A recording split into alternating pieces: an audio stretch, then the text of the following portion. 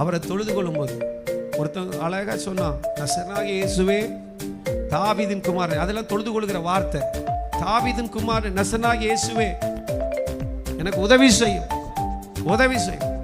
ஆனா சிலர் சொன்னாங்க, ஏய் சும்மா இருப்பா, அவர் போயிட்டு இருக்கிறாரு, போயிட்டு இருக்கும்போது உனக்கு என்ன வேலை, போயிட்டு இருக்கும்போது என்ன சத்தம் இது, சும்மா அமைதியாரு.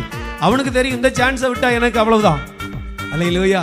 அவன் சொன்ன அந்த வார்த்தை, நசரேயனாகிய இயேசுவே தாவீதின் குமாரனே எனக்கு இறங்கும், முன்பிலும் அதிகமாய் சத்தமிட்டு கூப்பிட்டான். ஆண்டவரை ஆராதிக்கிறதுல கொஞ்சம் கூட நம்மளை மெருகேற்றி கொள்ளுவோம். அல்லேலூயா. போதுங்கிற மனதில் இருக்காதீங்க, நல்லா மெருகேற்றி கொள்ளுவோம், முன்பிலும் அதிகமாய். அப்போ சொன்னவங்களுக்கு அமைதியா இருங்கன்னு சொன்னவங்களுக்கு எப்படி இருக்கும்? டேய் நாங்க சொல்லிட்டே இருக்கிறோம், திரும்ப திரும்ப சத்தம் போடுற, என்ன நினைச்சிருக்கிற நீ? அவர் யாரு? அவர் போட்டும், அவர் பெரிய ஆளு. அல்லேலூயா. ஆனா அந்த பெரியவர், இந்த வல்லமை உள்ள தேவன், இந்த கூப்பிடுகிற தொழுகிற அந்த சத்தத்தை கேட்டு அவரால் கடந்து போக முடியல. எவ்வளவு ஜனங்கள் இருந்தாலும் அந்த சத்தத்தை கேட்டு அவரால் கடந்து போக முடியல. உண்மையாய் கூப்பிடுகிறவர்களுக்கு அவர் செவி கொடுப்பார். சமீபமாய் இருக்கிறார், செவி